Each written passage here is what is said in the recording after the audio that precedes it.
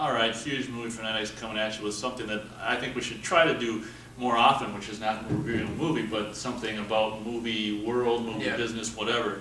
This happened since our last batch reviews, right? This news of, I don't know what I'll call it in the description, but I'll call it something. This news of Lucas selling Lucasfilm to Disney. And for me, it was kind of like just out of left field, you know. No, I think it was like that for everybody. They were okay, like, so for everyone, it was out of left field. And I saw a video, you've probably seen it. Did you see that one video of him sitting around the table and his stomach was just like this? Mm-hmm. And, time for me to think about retiring and, riding the horses at the ranch. He didn't say that, I did. But it's just like, holy shit, it's almost like kind of sad to be a nerd, especially someone who grew up with the original Star Wars trilogy and stuff like that. It's just like, holy shit, you know. You just have this idea that he's just going to live forever and keep making movies forever, and it's just like, shit, you know. But at the same time, I do think that I give him credit for, knowing when to, I mean, he did his prequels trilogy as he planned since whenever he planned.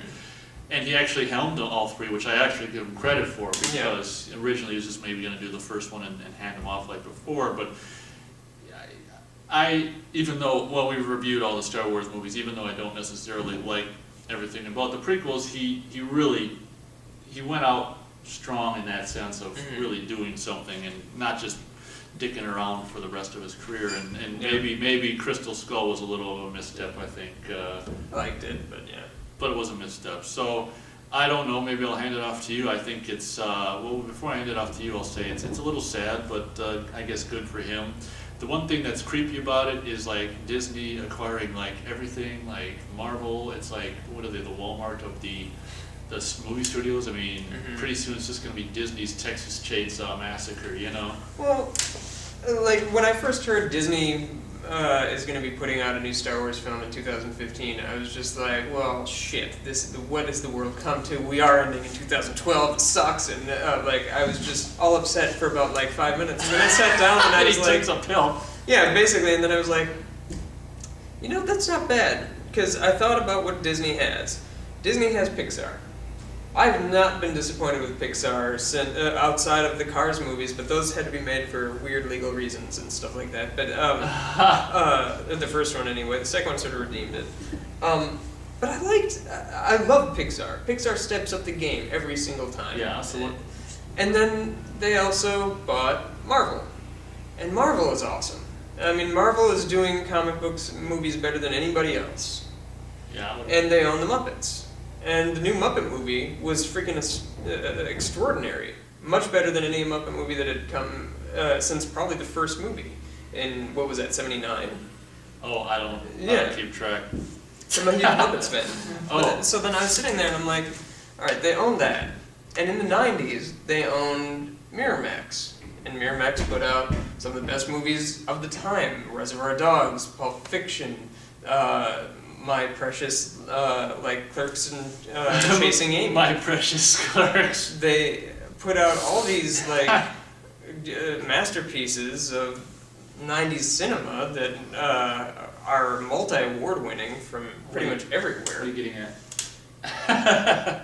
Disney owning Star Wars isn't a bad thing. In all honesty, it's quite possibly a good thing if they handle it right. So it's like, let's just wait and see how it plays out. Well, then the first bit of information was Star Wars Episode 7 is being written by Michael Arndt, who won an Oscar for writing Little Miss Sunshine, which was a pretty fantastic movie, and I did not expect it to be, quite frankly, because it looked kind of lame. Let me interrupt. Just hold that thought. Yeah. Star Wars Episode 7. I mean, did you ever imagine? No, I didn't. And it's just like, Star Wars Episode 7 is real, and it's being written by a guy who won an Oscar for Little Miss Sunshine, and he also wrote Toy Story 3, which is one of the best movies pretty much ever. It is an astonishing film. So I was like, you know what, this isn't bad. You could get Uwe Boll to direct that script, and it would probably still be good. Is that a bad director? Yeah, he did the Blood Rain movies. He's notoriously one of the worst. He's the worst living director. Anyway, so I mean, that's good. And then the news dropped that 7, 8, and 9 are being written based off of Lucas's original treatment for 7, 8, and 9 that he wrote in the 70s. Which is like, oh great, and Michael Arndt's doing 7, well who's going to do 8 and 9? The guy that got to do 8 and 9 is Lawrence Kasdan, who wrote Empire, Jedi, and Raiders of the Lost Ark. Uh-oh. He vowed that he would never write another movie again that he didn't direct, but he's breaking that rule to finish off the Star Wars sequels with 9 and 10.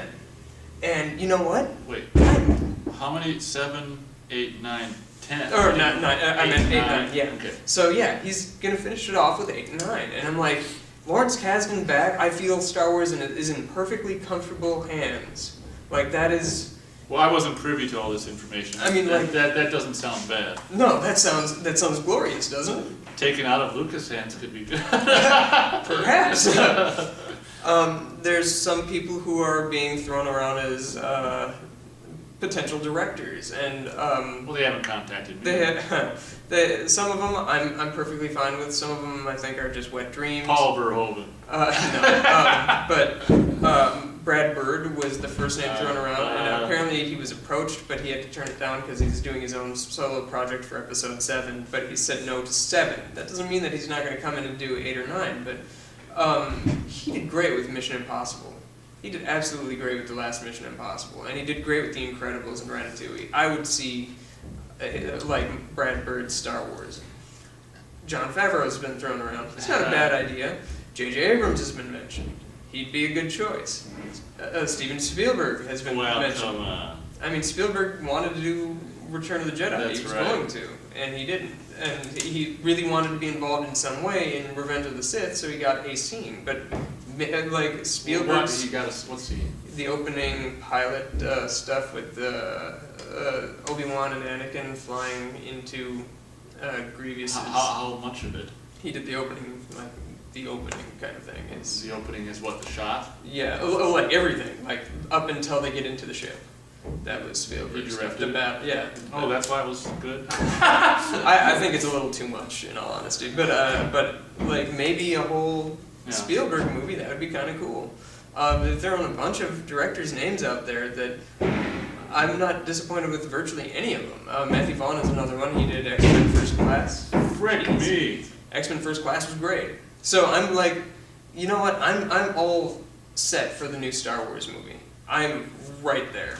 I have a question. So is this gonna? What are they talking about? Pixar animated or No, what? they're live-action films. So what would we do? Get Harrison or new actors? What are we doing? From what I hear, there's 3 ways to do it. You can either set it way in the future to when the Jedi are prevalent again, and then show something new, inject something new from that point of view, ignoring everybody, but you could still get, Mark Hamill as the Ghost, and whatnot. Apparently, and this was an interview that I saw from 1983, Mark Hamill was talked about for 7, 8, and 9 back then. And he said that Lucas's original idea was to have the only one that was going to be in the trilogy of trilogies, the only 2 characters that were going to be in all 9 were 3PO and R2. And that maintains. Lucas has said that definitively those 2 characters are back. Oh boy, what if Anthony keels over before he can? Well, they could do digital one. Well, I mean his voice. Yeah, I suppose. I can do it. You ready? This oil bath critic is so good. But he was talking about it, and he said that he wasn't going to be needed until the final one. At that point, the end of 9 is when wasn't going to be needed? Luke. Mark okay. Hamill was saying Yeah. he wasn't going to be needed. He Yeah. will be back for the new trilogy, but he won't be needed until 9. Well, time has changed now, and we don't know how this treatment exists, but he and Carrie Fisher were both contacted ahead of time.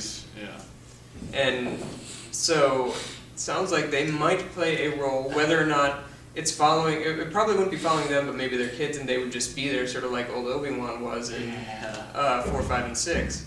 But now you also have the problem, if you're going to have the Ghost Jedis of like Yoda, Anakin. I mean, Anakin, he did that, and that might have been why he was so pushing for having Hayden be the Ghost Anakin, because he can still use him. Alec Guinness has passed away. So it's going to look a little awkward having Ewan McGregor, Alec Guinness, and Ewan McGregor again. But and then we have the Yoda. Is he still alive? Frank Oz? Yoda. Yeah. Frank Oz is I mean still Yoda. Yeah, Yoda, no. Anyone can do Yoda's voice, though. Not well, but there are people who are good at it. But yeah, so I'm all for it, and and no matter which direction they take, I'm excited to see what happens. And they do have brief cameos of even like a scene. I would like to see just like a grizzled Han Solo, just like an aged, angry, bitter kind of Han Solo. Like, right now, or- it occurred to me you could Chewbacca. have him just at like the beginning of Episode 7 or something Yeah, like exactly. that, and he wouldn't have to be a part of the He whole doesn't need trilogy. to be. Yeah, Have him they don't. die. Nah. Oh. Well, I mean that might happen, but Oh. you could do it and like have the characters show up in some respect. They don't have to be focused on them, but just have them there. Sort of like Anakin goes and visits his mother, but they encounter Watto again, and that was kind of a cool scene. Yeah. Do something like that. They go to, I guess not really Alderaan, that one's destroyed, but wherever they go to Endor and meet little Wicket, who's now living with Han and and Leia or something like that. I don't know, just and Lando Calrissian, like just bring people back in some respect. I think that'd be cool. But even if they don't, if they set it 200 years in the future, I'd be fine with that. 3PO and R2 can still be there, and I'll still have somebody to connect with. Yeah. So Star Wars, I'm super excited about it. Indiana Jones, I'm not necessarily. as excited. What Indiana Jones? Well, Disney owns that now, so if they want, they can produce Young Indiana Jones or Indiana Jones Kid starring Shia LaBeouf Yeah, or well. whatever. I don't know if that's going to happen, but they have the rights to do it. Lucas is out. Well, they need to have Shia say yes, but they Shia works for Disney constantly, though. That's the thing. He's a Disney star. What's he do with them? Well, he came from the I don't even remember what his show was, but even Stevens, he was a Disney star. They own him. Pretty He much. sold his soul. Once you work with Disney, you're there for life. But yeah, so I don't know. All right. Well, briefly? I mean, probably shouldn't ask anymore. But briefly, what do you think about just Lucas being gone? Well, Is it sad? Is there a no, part of you it's- that's like me? Like, even though he's Yeah. kind of maybe a hack, it's just in just a sense of, oh my gosh, It is. it's over kind of. Yeah, it's over, and he's not gonna be helming Star Wars anymore, and that bothers me. Like, even still, as happy as I am with the new stuff, it's like, I wish Lucas was there. I mean, they're using his treatments for the next 3.